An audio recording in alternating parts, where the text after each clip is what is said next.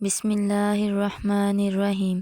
شروع اللہ کا نام لے کر جو بڑا مہربان نہایت رحم کرنے والا ہے۔ السلام علیکم ورحمۃ اللہ وبرکاتہ۔ نبی کریم صلی اللہ علیہ وآلہ وسلم نے فرمایا، اگر تم چاہتے ہو تمہاری ہر دعا قبول ہو تو 3 لوگوں میں شامل ہو جاؤ۔ حضرت ابو ہریرہ رضی اللہ تعالیٰ عنہ سے روایت ہے کہ رسول اللہ صلی اللہ علیہ وآلہ وسلم نے فرمایا کہ 3 آدمیوں کی دعائیں رد نہیں ہوتی، روزے دار کی افطاری کے وقت، عادل حاکم کی اور مظلوم کی دعا۔ اللہ تعالیٰ مظلوم کی بد دعا کو بادلوں سے بھی اوپر اٹھاتا ہے اور اسے کے لیے آسمان کے دروازے کھول دیتا ہے۔ پھر اللہ تعالیٰ فرماتے ہیں کہ میری عزت کی قسم، میں ضرور تمہاری مدد کروں گا، اگرچہ تھوڑے عرصے کے بعد کروں۔ رسول اللہ صلی اللہ علیہ وآلہ وسلم نے فرمایا کہ ہمارا پروردگار بلند برکت والا ہے۔ ہر رات کو اس وقت آسمان دنیا پر آتا ہے جب رات کا آخری تہائی حصہ رہ جاتا ہے۔ وہ کہتا ہے، کوئی مجھ سے دعا کرنے والا ہے کہ میں اس کی دعا قبول کروں؟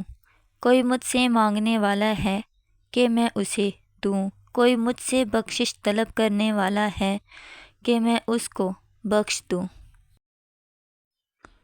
حضرت ابو ہریرہ رضی اللہ تعالیٰ عنہ سے روایت ہے کہ رسول اللہ صلی اللہ علیہ وآلہ وسلم نے ارشاد فرمایا، میری امت میں مجھ سے زیادہ محبت رکھنے والے لوگوں میں وہ بھی ہیں جو میرے بعد آئیں گے۔ ان کی یہ آرزو ہوگی کہ کاش وہ اپنا گھر بار اور مال سب قربان کر کے کسی طرح مجھ کو دیکھ لیتے۔ نبی کریم صلی اللہ علیہ وآلہ وسلم نے فرمایا، کیا میں تم کو بہترین صدقے کی چیزیں نہ بتا دوں؟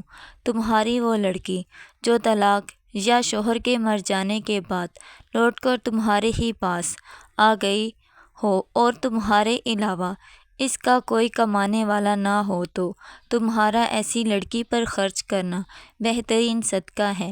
رسول اللہ صلی اللہ علیہ وآلہ وسلم نے فرمایا، جس نے جمعہ کے دن غسل کیا اور خوب پاکی حاصل کی اور تیل یا خوشبو استعمال کی،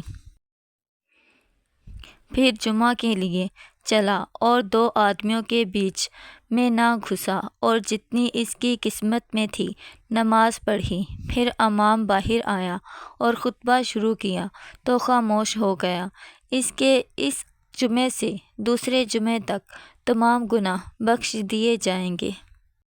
حضرت معاذ بن جبل رضی اللہ تعالیٰ عنہ بیان کرتے ہیں کہ نبی کریم صلی اللہ علیہ وآلہ وسلم نے فرمایا، اے معاذ، کیا تمہیں معلوم ہے کہ اللہ کا اس کے بندوں پر کیا حق ہے؟ انہوں نے کہا کہ اللہ اور اس کے رسول ہی زیادہ جانتے ہیں۔ نبی کریم صلی اللہ علیہ وآلہ وسلم نے فرمایا کہ وہ صرف اسی کی عبادت کریں اور اس کا کوئی شریک نہ ٹھہرائیں۔ کیا تمہیں معلوم ہے پھر بندوں کا اللہ پر کیا حق ہے؟ عرض کیا، کیا کہ اللہ اور اس کے رسول ہی زیادہ جانتے ہیں۔ فرمایا، یہ ہے کہ وہ انہیں عذاب نہ دے۔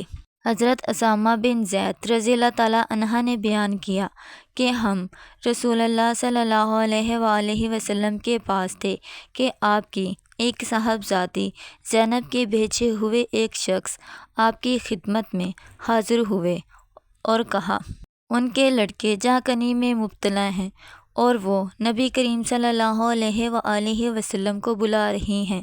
نبی کریم صلی اللہ علیہ وآلہ وسلم نے ان سے فرمایا کہ تم جا کر انہیں بتا دو کہ اللہ ہی کا سب مال ہے، جو چاہے لے لے اور جو چاہے دے دے، اور اس کی بارگاہ میں ہر چیز کے لیے ایک وقت مقررہ ہے۔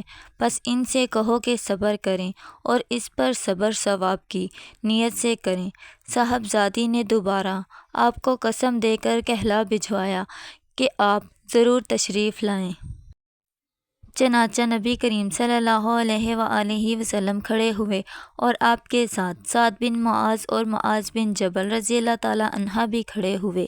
پھر جب آپ صاحبزادی کے گھر پہنچے تو بچہ آپ کو دے دیا گیا اور اس کی سانس اکھڑ رہی تھی جیسے پرانی مشق کا حال ہوتا ہے۔ یہ دیکھ کر نبی کریم صلی اللہ علیہ وآلہ وسلم کی آنکھوں میں آنسو بھر آئے۔ اس پر سعد رضی اللہ تعالیٰ عنہ نے کہا، یا رسول اللہ، یہ کیا ہے؟ نبی کریم صلی اللہ علیہ وآلہ وسلم نے فرمایا کہ یہ رحمت ہے جو اللہ تعالیٰ نے اپنے بندوں کے دلوں میں رکھی ہے، اور اللہ بھی اپنے انہی بندوں پر رحم کرتا ہے جو رحم دل ہوتے ہیں۔